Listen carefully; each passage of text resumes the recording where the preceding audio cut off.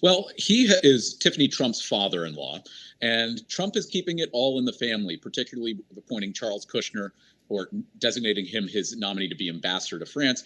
And Boulos was key in the campaign, along with Rick Grenell, former ambassador to Germany under Donald Trump, in reaching out to the Arab American community, particularly in Michigan, in the Dearborn region, which was very pivotal for helping Trump across the finish line in the state.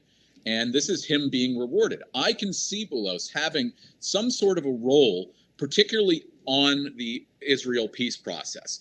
I think that he's going to be working on an expansion of the Abraham Accords, which were actually very positive, no matter how you cut it, for Israel and the United States. They helped to get Israel recognized in a lot of countries in the Arab world that would never recognize them before.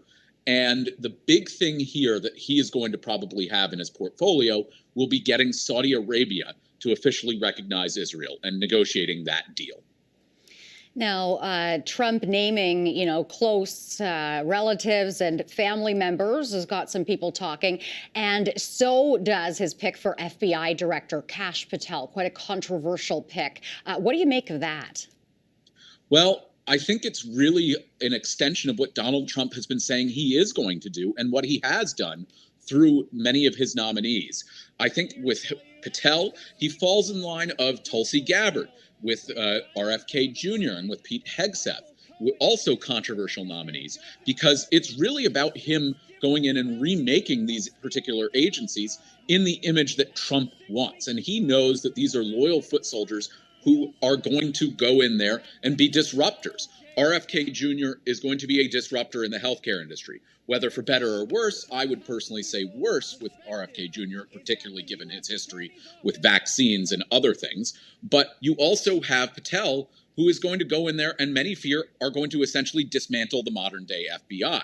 However, all of these candidates who are nominated for cabinet positions are going to have to go through the Senate. And while the Republicans have the Senate, it takes only 4 Republican no's and all Democrats staying united and saying no to kill any nomination.